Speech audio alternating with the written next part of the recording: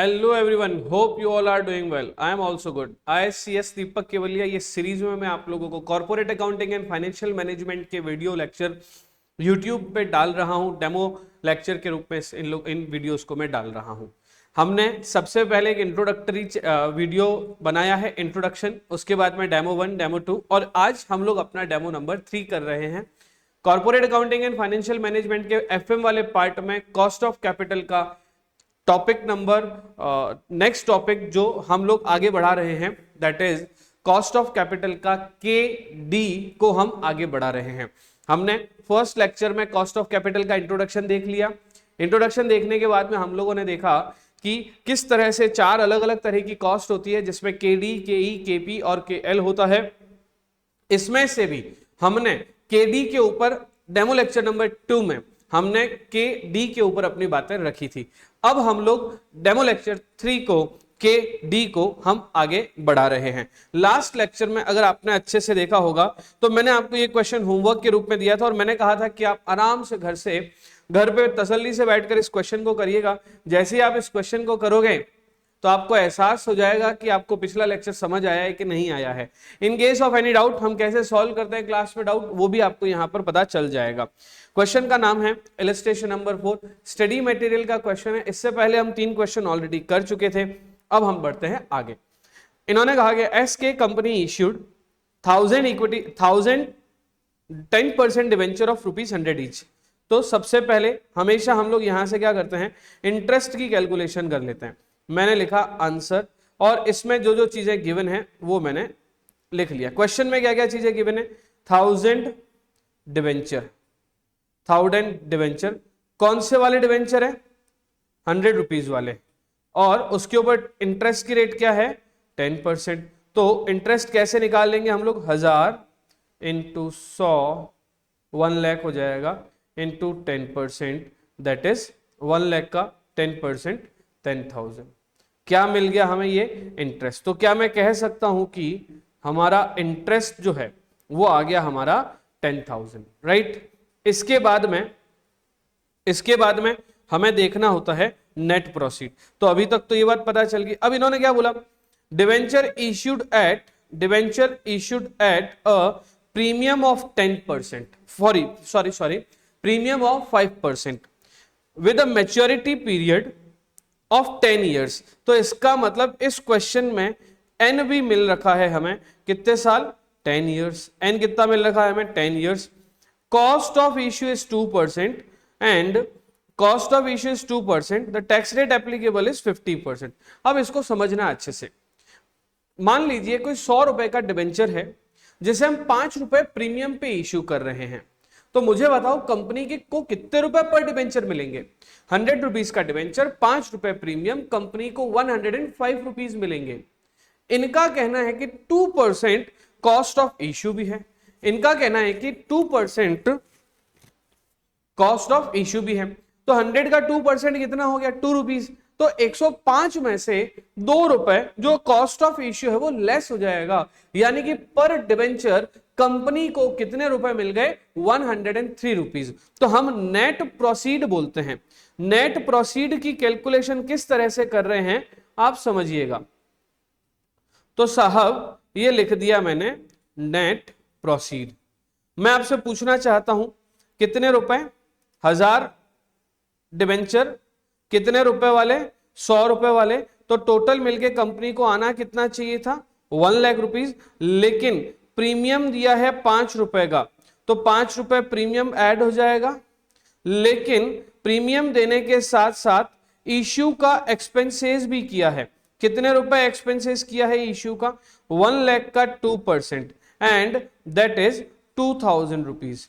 तो ये लेस हो जाएगा। तो अल्टीमेटली कंपनी के पास में जो नेट प्रोसीड आया वो कितना आया, 1,03,000। अभी मैं आपसे पूछना चाहता हूं 10 साल बाद रिडीम कर रहे हैं, कितने रुपए में रिडीम कर रहे हैं, कुछ लिखा है क्या, नहीं लिखा। देखो इशूड कर लिखा है, प्रीमियम 5%, मैच्योरिटी 10% और एप्लीकेबल रेट इज दिस। तो मैं आपको एक बात बताना चाहूंगा कि यहां पर अगर आप गौर से देखेंगे, यहां पे आप थोड़ा सा इधर हो जाता हो ताकि आपको दिख जाए अच्छे से।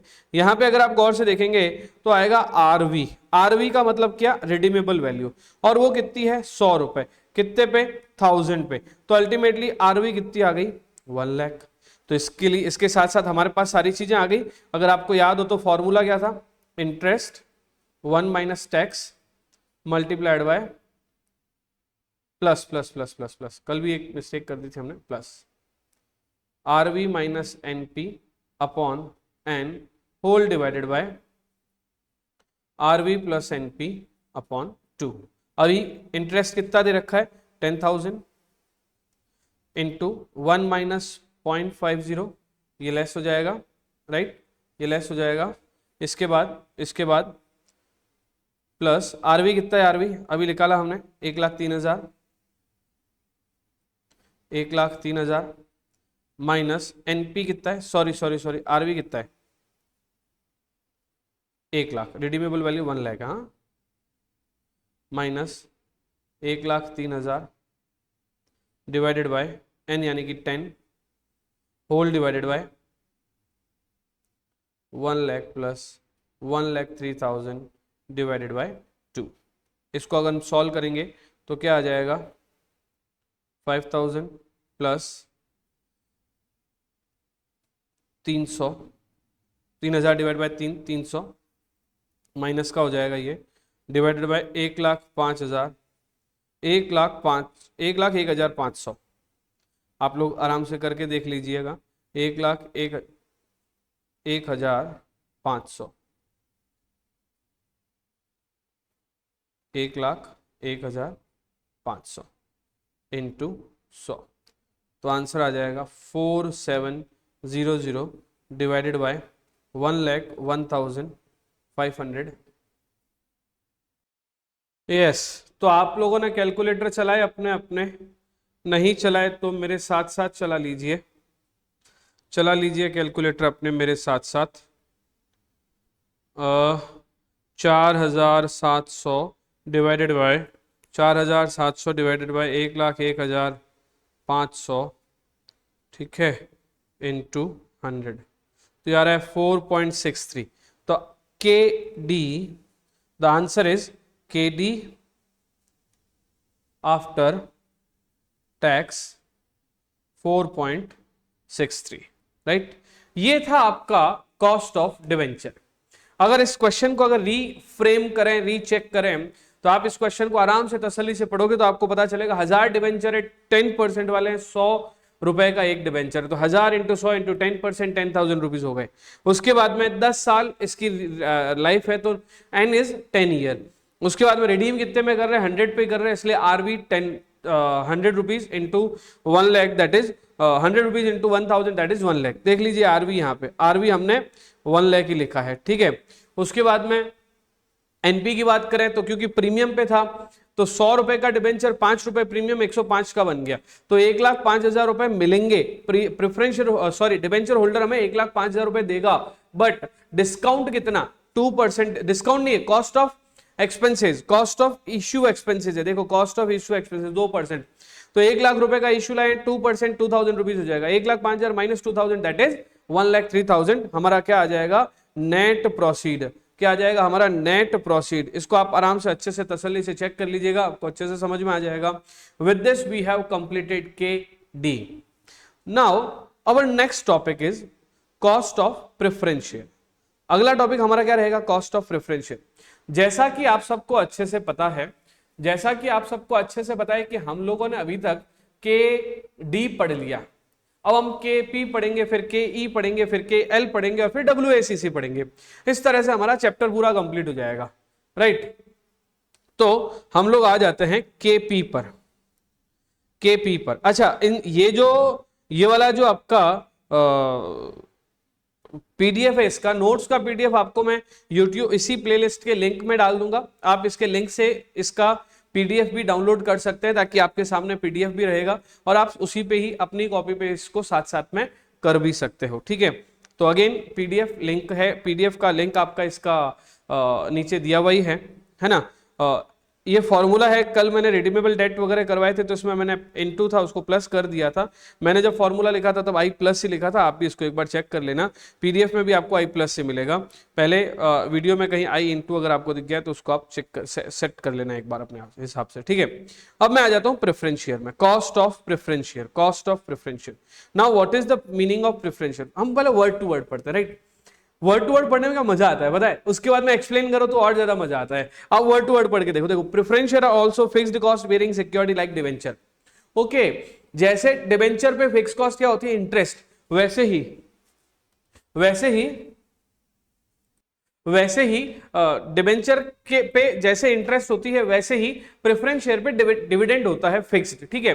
प्रेफरेंस शेयर का डिविडेंड की सबसे अच्छी बात यह कि फिक्स है, नाम के शेयर हैं, लेकिन इनको इक्विटी से ज्यादा प्रेफरेंस दी जाती है, कि तुम आ जाओ और तुम हमारे डिविडेंड को पहले ले जाओ। इक्विटी वालों को कहते हैं कि रुको, तुम कंपनी के मालिक को बड़ा दिल रखना है और मालिक जो है वो डिविडेंड बाद में लेगा। तो इसका नाम ही प्रेफरेंस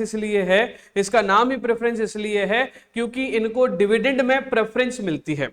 वैसे तो इसके टाइप्स की बात करेंगे तो अलग अलग टाइप होंगे, participating, non participating, redeemable, non redeemable, convertible, non convertible, इस तरह के अलग अलग प्रेफरेंस शेयर के टाइप होते हैं। लेकिन as far as financial management is concern, इसके दो ही टाइप हम लोग पढ़ेंगे, रिडीमेबल और इररिडीमेबल।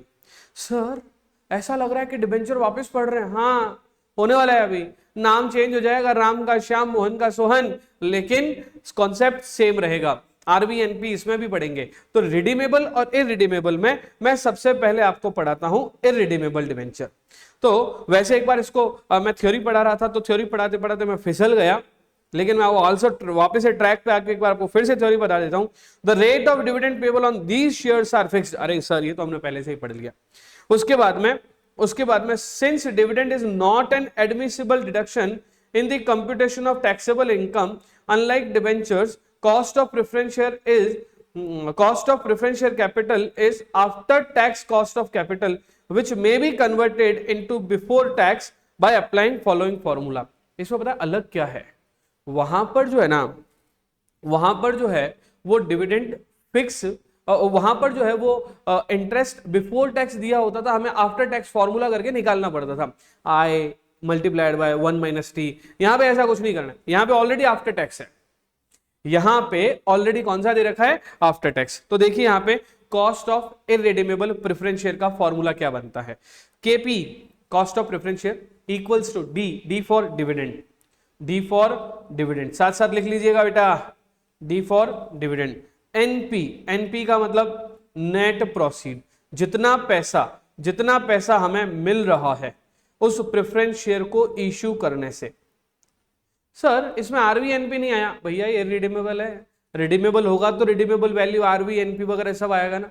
चलिए आगे बढ़ते हैं, cost of redeemable preference share, ऐसे प्रेफरेंस शेयर जिनको हम रिडीम कर सकते हैं, फिर से वापस ले सकते हैं। यानी कि जैसे मैंने कल स्वाति को दिए थे 300 रुपए में डिबेंचर, वैसे ही मैं आज उसको 300 रुपए के प्रेफरेंस शेयर दे देता हूं।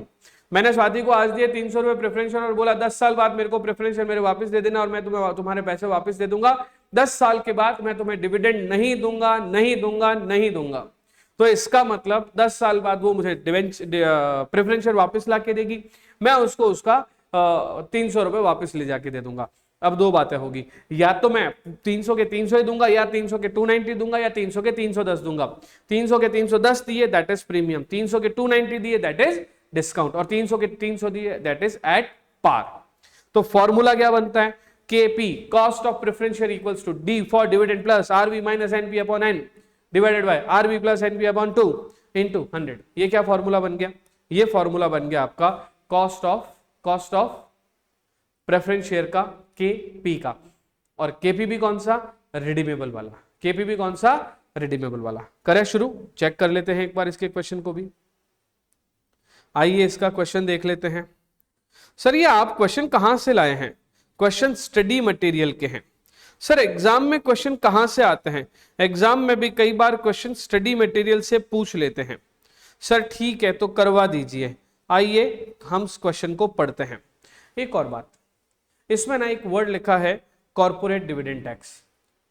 मैं आपसे माफी चाहूंगा, आफ्टर कॉर्पोरेट डिविडेंड टैक्स और बिफोर कॉर्पोरेट डिविडेंड टैक्स जैसा क्वेश्चन मैं आपको नहीं करवाऊंगा, क्योंकि corporate dividend tax outdated topic है।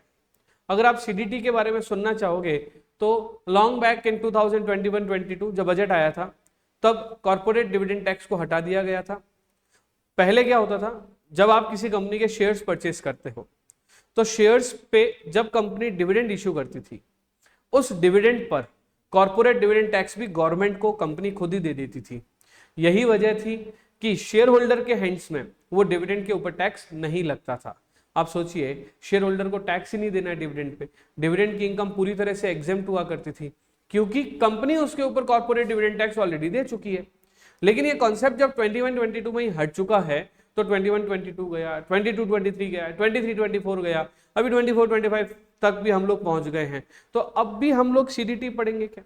अब भी हम लोग सीडीटी क्यों पढ़ेंगे? तो इसलिए सीडीटी का एक आधा क्वेश्चन मैं आपको करवा दूंगा। मेरे जो सॉल्व क्वेश्चन की मैं आपको शीट दे रहा हूं वहां पे भी सीडीटी के एक दो क्वेश्चन करे हुए हैं, बट उसके ऊपर हम ज्यादा दिमाग नहीं लगाएंगे। देखा जाए तो एक फॉर्मूला में एक छोटी मोटी प्लस माइनस ही करनी है, बट आउटडेटेड है इसलिए हम लोग इस पर दिमाग नहीं लगाएंगे। चलिए क्वेश्चन को पढ़ते हैं। SK Limited has issued 8% 10,000 preference share, 8% 10,000 preference share of rupees 100 each, and has incurred following expenses: underwriting commission 2%, brokerage 1%, other expenses 5,000.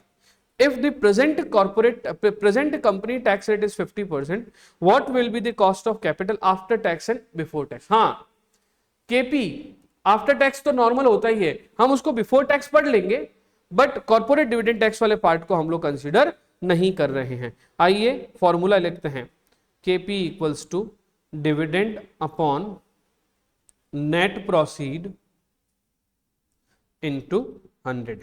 अब हम लोग निकालते हैं, सबसे पहले निकालते हैं डिविडेंड क्या। क्वेश्चन में साफ साफ लिखा है 8% डिविडेंड। मुझे बताओ कितने प्रेफरेंस शेयर है? 10,000। कितने रुपए वाले हैं? 100 रुपए वाले। प्रेफरेंस डिविडेंड की रेट क्या है? 8%। तो क्या हो गया? 10 लाख इंटू 8%, कितना आ गया? 80,000, 80,000। इसका मतलब हमारे डिविडेंड का काम हो गया। मैंने एज इट इज डिविडेंड लिख लिया 80,000। सर ये बड़ा इजी लग रहा है, लग नहीं रहा। FM और कॉर्पोरेट अकाउंटिंग जब फॉर्मूला बेस्ड चैप्टर आएगा तो ऐसा ही लगेगा। इससे ज्यादा इजी लगेगा आपको लिवरेज, उससे ज्यादा इजी लगेगा आपको डिविडेंड पॉलिसी। पता है क्यों? क्योंकि FM में सीधे सीधे क्वेश्चन है। जब क्वेश्चन सीधे सीधे आएंगे तो अच्छे ही क्वेश्चन होंगे, तकलीफ मिलेगी नहीं तुम लोगों को उन क्वेश्चन में, मजा आएगा आपको करने में। निकालते हैं नेट प्रोसीड। ये निकाला मैंने नेट प्रोसीड। मुझे बताओ कितने रुपए का डिविडेंड है? सॉरी अरे यार बार बार डिविडेंड आ रहा है। कितने रुपए का प्रेफरेंस शेयर है? 100 रुपीज का, राइट। और कोई तरह का डिस्काउंट वगैरह है क्या? No no no no. Underwriting commission है, ब्रोकरेज है, अदर एक्सपेंसेस है, ठीक है।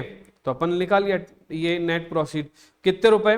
10,000 इंटू 100। इतने रुपए कंपनी को मिलने वाले हैं। लेकिन इसके लिए कंपनी का खर्चा कौन कौन सा हो रहा है? तो सबसे पहला जो आपकी कंपनी का खर्चा हो रहा है वो है under writing commission. Under writing commission कितना परसेंट है भैया? तो अंडर राइटिंग कमीशन है 10 लाख का 2%। तो 10 लाख का 10% होता है 10 लाख, तो 2% हो गया 10 लाख का। ओहो ये अमाउंट ज़्यादा है ना, 10 लाख। हाँ 10 लाख ही तो है। हाँ 10 लाख का 10% होता है 1 लाख और 2% हो गया 20,000। तो मैंने माइनस कर दिया 20,000। मेरी बात सुनो, मैं कैलकुलेटर यूज करता हूँ, आप भी कैलकुलेटर यूज करेंगे। हो सकता है कि मेरे कैलकुलेटर यूज करने में थोड़ा बहुत मिस्टेक हो जाए, तो आप उसको सुधार सकते हो और मुझे मैसेज करके बता सकते हो कि सर आपने ये कैलकुलेशन मिस्टेक करी है। क्योंकि कैलकुलेटर पे हाथ चलते उंगलियां इधर उधर हो सकती है ना, तो आपके नहीं होगी, मेरे हो सकती है, मेरे नहीं होगी, या आपके हो सकती है, मेरे नहीं होगी। हम दोनों को साथ साथ में ध्यान रखते हुए चलना है। इससे दो फायदे होंगे, पहला आपकी क्लास में अटेंटिवनेस बढ़ेगी और दूसरा आपको अच्छे से समझ में भी आएगा। माइनस कर दिया, अंडरराइटिंग कमीशन हो गया, उसके बाद ब्रोकरेज 1%।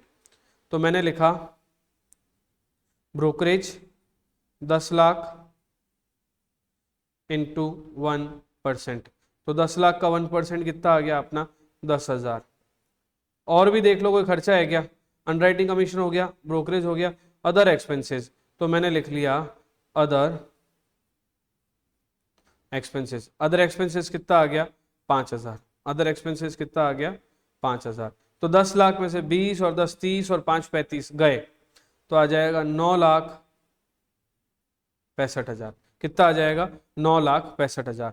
तो ये मैंने नीचे लिख दिया 80,000 डिवाइडेड बाय 9,65,000 इंटू 100। इसको आप एक बार सॉल्व करके देख लीजिए। अच्छा ये क्या आएगा, केपी आफ्टर टैक्स या केपी बिफोर टैक्स, इसको हम लोग केपी बिफोर आफ्टर टैक्स ही कहेंगे, ध्यान रखना, या ये आफ्टर टैक्स ही होता है, ठीक है।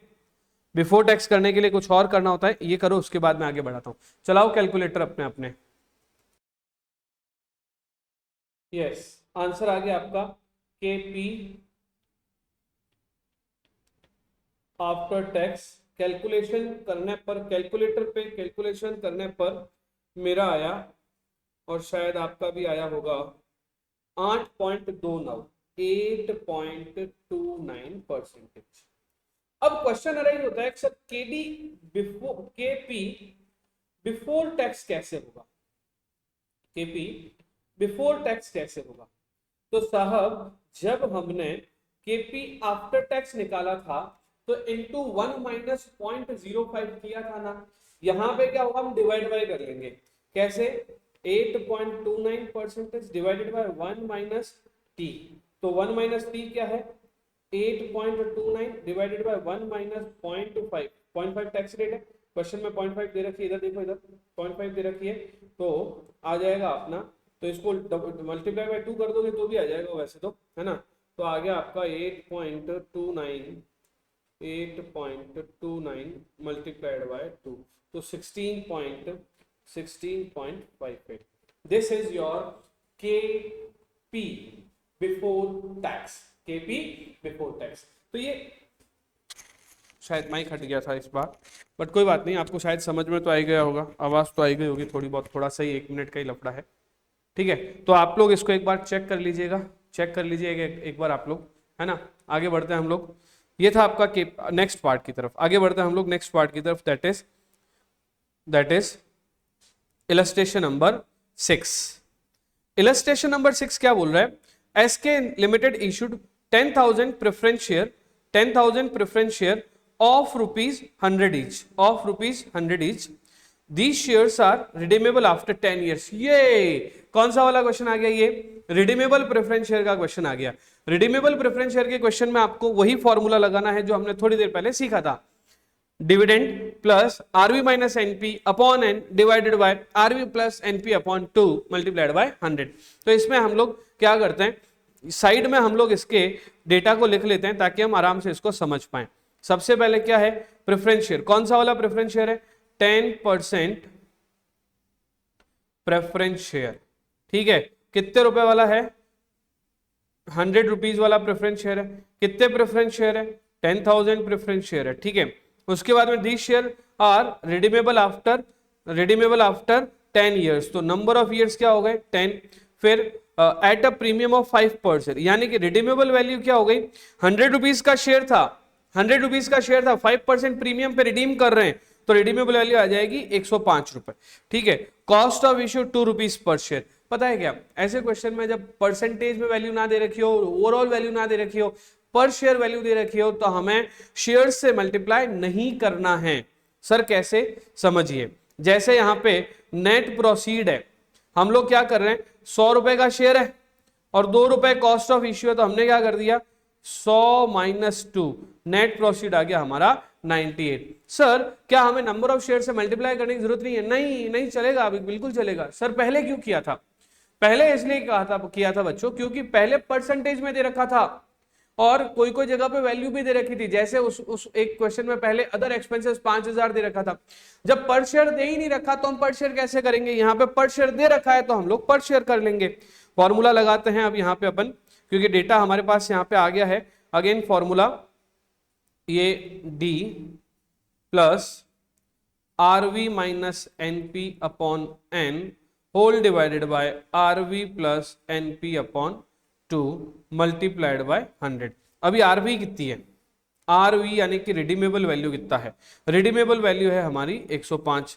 NP यानी कि नेट प्रोसीड कितना है, नेट प्रोसीड है हमारा 98। ठीक है, N यानी कि नंबर ऑफ ईयर्स कितना है, N यानी कि नंबर ऑफ ईयर्स है हमारा 10। बाकी तो कुछ उसमें खास बात है ही नहीं। D फॉर डिविडेंड, डिविडेंड कितना है 10%, तो 10 रुपीज ही है, 100 रुपए के ऊपर 10% है, लगा लें, लगा देते हैं। D 10 plus RV 105 minus 98 divide by number of years 10 whole divide by 105 plus 98 whole divide by divide by 2 into 100। 10 plus 105 में से 98 गए 7 डिवाइड बाय 10 तो आ गया 0.7 होल डिवाइड बाय, तो 105 प्लस 98, 105 प्लस 98 डिवाइडेड बाय 2, ये भी करना पड़ेगा कैलकुलेटर से। 105 plus 98 divided by 2 101.5, 101.5 multiplied by 100, तो 10.7 डिवाइडेड बाय 101.5 इंटू 100। देख लीजिए एक बार आंसर क्या आ रहा है आप लोगों का। आंसर आ रहा है 10.54, 10.54। मैं आपसे एक बात फिर से पूछना चाहता हूं, ये आफ्टर टैक्स है या बिफोर टैक्स है? केपी ये बिफोर टैक्स है, सॉरी ये आफ्टर टैक्स है, और हमें क्या निकालना होता है, केपी आफ्टर टैक्स से निकालना होता है। क्वेश्चन में अगर केपी बिफोर टैक्स भी दे रखा हो तो कैसे लगेगा, मैंने आपको पहले भी फॉर्मूला बताया, KP after tax divided by 1 minus T, तो 10.54 है ही है, और टैक्स रेट क्वेश्चन में दे रखी है, टैक्स रेट क्वेश्चन में दे रखी है 50%, तो ये कर दिया, तो डिवाइड बाय आ गया 10.50 डिवाइडेड बाय 0.50, दैट इज आपका आंसर आ जाएगा 21 पॉइंट समथिंग, 21 पॉइंट जो भी 10.54 है, सॉरी यहाँ पे 21.08 आंसर आ जाएगा। ठीक है, तो ये था आपका KP. With this we have completed 2 topics. पहले हमने पढ़ा कॉस्ट ऑफ डिवेंचर, फिर हमने पढ़ा कॉस्ट ऑफ प्रेफरेंस शेयर। इन दोनों को अगर समराइज करें तो कॉस्ट ऑफ डिवेंचर और कॉस्ट ऑफ प्रेफरेंस शेयर में एक सीधा सा फर्क था। कॉस्ट ऑफ डिवेंचर और कॉस्ट ऑफ प्रेफरेंस शेयर में एक सीधा सा फर्क था कि वहां पे डिविडेंड था और यहां पे इंटरेस्ट है। प्रेफरेंस शेयर की बात करें तो 2 तरह के थे, रिडीमेबल और इरिडीमेबल। डिविडेंड रिडीमेबल और इरिडीमेबल। डिवेंचर की बात करें तो भी 2 तरह के थे, रिडीमेबल और irredeemable. With this we have completed our demo lecture number 3। अब हम लोग डेमो लेक्चर 4 की तरफ चलेंगे। डेमो लेक्चर 4 में मैं आप लोगों को इक्विटी का कॉन्सेप्ट बताऊंगा। डेमो लेक्चर 5 में मैं आपको WACC का कॉन्सेप्ट बता के 1-2 क्वेश्चन करवा दूंगा। विद दिस हमारा कॉस्ट ऑफ कैपिटल कंप्लीट हो जाएगा। कॉस्ट ऑफ कैपिटल छोटा ही चैप्टर था। इस तरह से cost of capital, dividend policy, capital structure और इस तरह के चैप्टर जो छोटे छोटे चैप्टर हैं, पूरे फाइनेंशियल मैनेजमेंट में जो सबसे बड़ा चैप्टर है दैट इज वर्किंग कैपिटल और कैपिटल बजटिंग। वर्किंग कैपिटल फिर भी मिड लेवल का चैप्टर है, कैपिटल बजटिंग सबसे बड़ा चैप्टर है जो सबसे ज्यादा लेक्चर खाएगा। बाकी हम इसको बहुत फास्ट कंप्लीट करेंगे। Thank you, see you on demo lecture number 4।